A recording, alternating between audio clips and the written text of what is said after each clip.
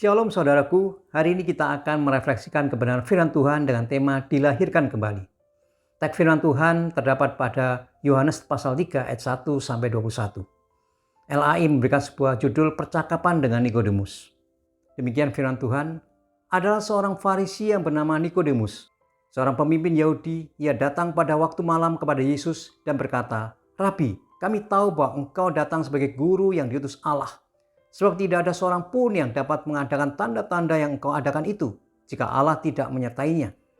Yesus menjawab, katanya, "Aku berkata kepadamu, sesungguhnya jika seseorang tidak dilahirkan kembali, ia tidak dapat melihat kerajaan Allah." Kata Nikodemus kepadanya, "Bagaimanakah mungkin seseorang dilahirkan kalau ia sudah tua? Dapatkah ia masuk kembali ke dalam rahim ibunya dan dilahirkan kembali?" Jawab Yesus, "Aku berkata kepadamu, sesungguhnya jika seorang tidak dilahirkan dari air dan roh, ia tidak dapat masuk ke dalam kerajaan Allah. Apa yang dilahirkan dari daging adalah daging, dan apa yang dilahirkan dari roh adalah roh. Janganlah engkau heran karena aku berkata kepadamu, kamu harus dilahirkan kembali. Angin bertiup kemana ia mau, dan engkau mendengar bunyinya. Tetapi engkau tidak tahu dari mana ia datang atau kemana ia pergi. Demikianlah halnya dengan tiap-tiap orang yang lahir dari roh." Nikodemus menjawab, katanya, "Bagaimanakah mungkin hal itu terjadi?" Jawab Yesus, "Engkau adalah pengajar Israel, dan engkau tidak mengerti hal-hal itu. Aku berkata kepadamu, sesungguhnya kami berkata-kata tentang apa kami ketahui dan kami bersaksi tentang apa yang kami lihat. Tetapi kamu tidak menerima kesaksian kami. Kamu tidak percaya bahwa aku berkata-kata dengan kamu tentang hal-hal duniawi. Bagaimana kamu akan percaya kalau aku berkata-kata dengan kamu tentang hal-hal surgawi? Tidak ada seorang pun yang telah naik ke surga selain daripada Dia yang telah turun dari surga, yaitu Anak Manusia. Dan sama seperti Musa meninggikan ular di padang gurun, demikian juga Anak Manusia harus ditinggikan, supaya setiap orang yang percaya kepadanya beroleh hidup yang kekal. Karena begitu besar kasih Allah akan dunia ini, sehingga Ia telah mengaruniakan Anaknya yang tunggal, supaya setiap orang yang percaya kepadanya tidak binasa, melainkan beroleh hidup yang kekal. Sebab Allah mengutus Anaknya ke dalam dunia bukan untuk menghakimi dunia, melainkan untuk menyelamatkannya oleh Dia. Barang siapa percaya kepadanya, ia tidak akan dihukum. Barang siapa tidak percaya, ia telah berada di bawah hukuman. Sebab ia tidak percaya dalam nama Anak Tunggal Allah. Dan inilah hukuman itu.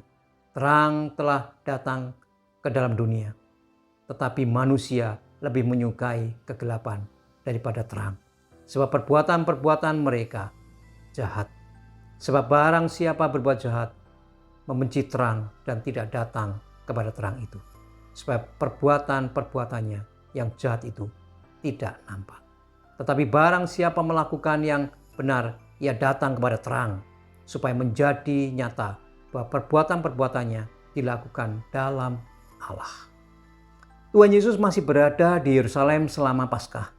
Pada saat itu Tuhan Yesus menerima kunjungan malam dari seorang anggota dewan penguasa Yahudi yang bernama Nikodemus, seorang Farisi dari anggota Sanhedrin, yaitu seorang yang taat pada hukum Yahudi dan seorang ahli hukum Yahudi, bahkan seorang kaya. Walaupun Nikodemus seorang Farisi, haus akan kebenaran dari Tuhan Yesus, dari percakapan itu Tuhan Yesus berkata kepada Nikodemus. Kita bisa melihat di dalam ayat yang ketiga. "Aku berkata kepadamu," kepada Nikodemus, "sesungguhnya jika seorang tidak dilahirkan kembali, ia tidak dapat melihat kerajaan Allah."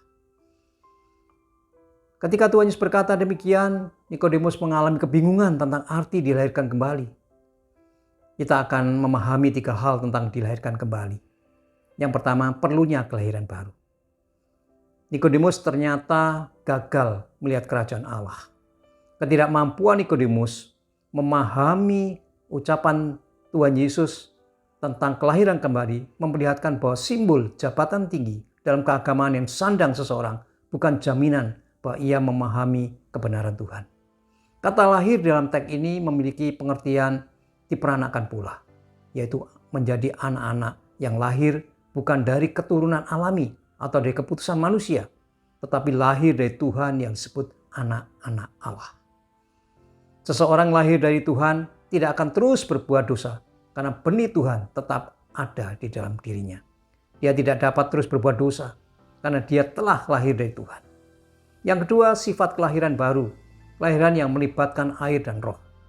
Air menjelaskan simbol kelimpahan dan vitalitas, yaitu kehidupan yang penuh dengan kekuatan dan kuasa karena kelimpahan dari Tuhan.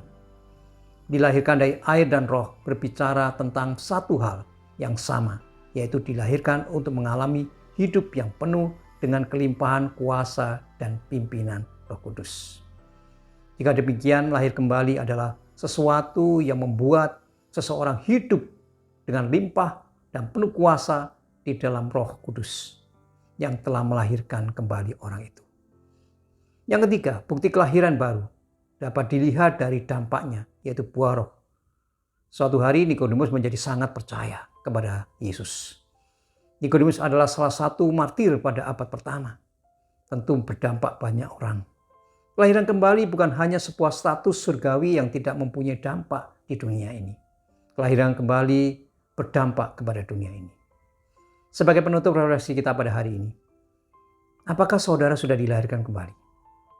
Orang yang sudah dilahirkan kembali adalah orang hidupnya sudah diperbarui melalui pekerjaan Roh Kudus, sehingga ia menjadi ciptaan baru di dalam Kristus. Mustahil bila seseorang yang sudah dilahirkan kembali tidak mengalami perubahan hidupnya. Perubahan hidupnya adalah menjadi saksi Kristus. Marilah kita yang sudah lahir kembali menjadi saksi-saksi Kristus. Amin. Tuhan Yesus memberkati Bapak Ibu semua.